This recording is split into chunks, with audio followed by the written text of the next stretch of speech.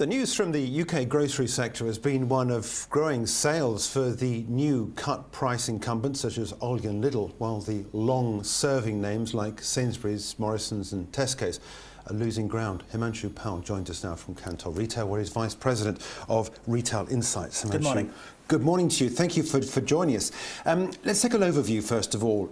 Am I right in my introduction in saying that's been the general shift? Are you happy with that sort of way in which the markets have been moving in the grocery sector? Yes, that's fair to say that Aldi and Lidl and the other discounters have been taking away market share from the traditional volume retailers like Tesco, Asda and Morrisons, but we are seeing a sort of resurgence in performance across some of the retailers like Tesco, Sainsbury's and Morrisons of late. Why? What are they doing? Is it all about cutting prices, or is it about other sort of retail experience, if you like, in the grocery sector? I think it's about going back to the basics. I think these retailers are realizing that running complex retail operations is one thing and satisfying your core shopper base is another. So they're going back to the basic in terms of pricing, in terms of their range management in stores, as well as the experience that they give out to shoppers. At the end of the day, retailing is a simple exercise. It's about providing the right goods to people at the right price, along with the right set of emotions. Okay, I want to major on the three main listed supermarkets if I can, because we've got numbers coming up next week from Morrisons, then we've got Sainsbury's at the end of the month and Tesco at the beginning of October. But I want to start off, if I can, looking back at the Asda numbers. Of course, they're part of the Walmart empire. Asda reported good profits, but if you looked under the numbers, revenues were down heavily, and they've been cutting what I think some analysts are calling a bloated cost base.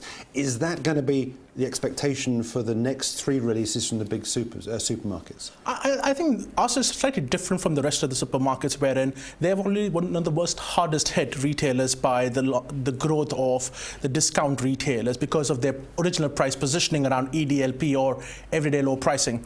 I believe while a lot of these supermarkets do carry some additional operational cost, I think the focus will entirely be on how do we connect better with our shoppers in a way that they want us to connect with us. Yeah.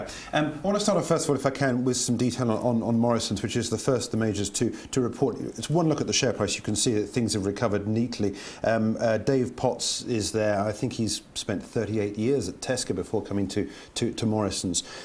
We've heard a lot about his new strategy for the company. It would appear on the supermarket price, on the share price, to be working. Is that the right impression you get? It is. I think he's doing some phenomenal job at Morrisons. Not only is he going back to the basic, but he's also doing some innovative things. So he's realized that developing an online capability, a sector where Morrisons has traditionally lagged the other three big supermarkets, is going to be a tough task. So what he's done is he's gone in and partnered and got into a strategic partnerships with the likes of Ocado in terms of distribution, with Amazon in terms of wholesale agreement. And I think that's one of the keys, to think strategically, think out of the box, and go to market with a new appeal. And then we've got Sainsbury's a little bit later on. Mike Coop has taken a lot of headlines because of what he's been doing at Sainsbury's. He's been trying to regroup the company. Share price has been sidelined the last couple of years or 18 months or so. It's been moving across in a fairly straight band, as you can see here. What's to take away from Sainsbury's, which I think, to be fair, occupies the middle ground, doesn't it, between the Asda end and other top-end supermarkets? Yeah, so Sainsbury's has been relatively being not as much affected about with this entire fluctuation in retail market share as compared to the likes of Tesco and Asda. It's performed pretty stably over the last few years. The key focus for Sainsbury's going forward would be how to integrate the digital or the online and the offline environments together. And I think that's what they're working on. So if you look at their new rollout of the Chop app in the Wandsworth store in terms of getting 1 hour delivery slots, I think that's going to be the retailing store of the future, wherein the offline and the online worlds work seamlessly together. Yeah, and then we round off with a look at Tesco's. Dave Lewis coming in from Unilever. No direct retail experience before, obviously, though he's come into contact a lot with the retail business. There was a lot of criticism about that appointment, but is Dave Lewis doing the right thing at Tesco in your mind? I think so far so good for Dave Lewis. I think Dave Lewis comes in with very strong credentials. Back at his days at Unilever, he was called as the drastic Dave, somebody who was responsible for turning around the personal care division at at Unilever. He's doing the same thing at Tesco. The results have remarkably improved over the last couple of years since he's been at the helms.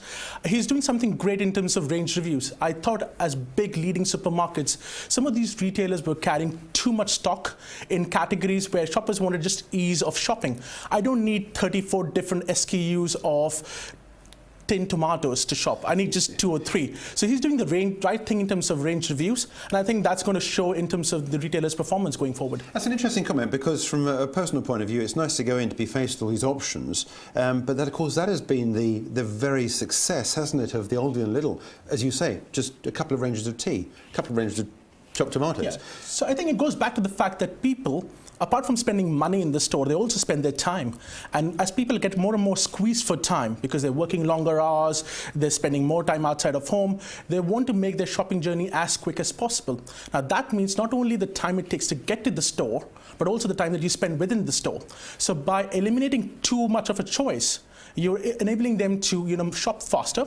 What it also does as a retailer, it helps you to optimize your operations, because then you're focusing on a fewer things and trying to do that better as compared to stretching yourself too thin. Yeah, one of the things you introduced in the discussion was the digital side of the business and the way that the bricks, traditional bricks retailers are going to clicks, and they're bringing on. I mean, we've seen them all deliver to the door through the logistics businesses over the last few years, but the online business, they haven't really got a handle on that yet, have they? They haven't really got any profits out of online, for sure. Yes, so that's the interesting thing. So that's a growth area, but the question is it scalable and is it going to be profitable?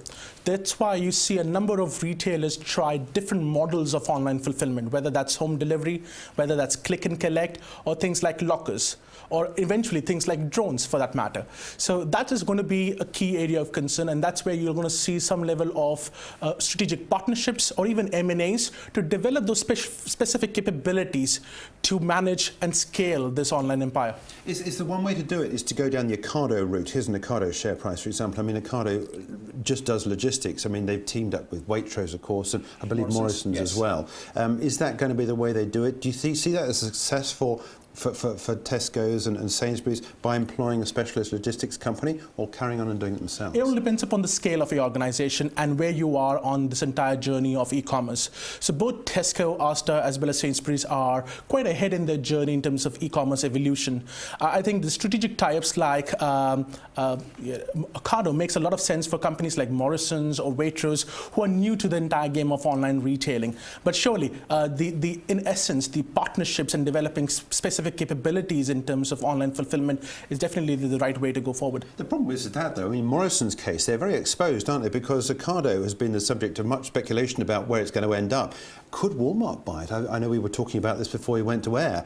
One suggestion, potentially, if that does happen, Morrison's left out without a deliverer. Absolutely. What they've done is they've recently had a sort of a renewed agreement with Ocado, and that needs to be looked at from a long-term perspective. So if there is any potential acquisition, then what would be the implications on the Morrison's deal will have to be factored in.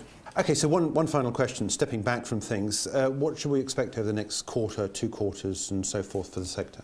So the overall retailing environment in the UK will remain tough. We haven't really seen the impact of Brexit the way it was anticipated earlier, but it will come in some point of time in the near future. Retailers will find it hard.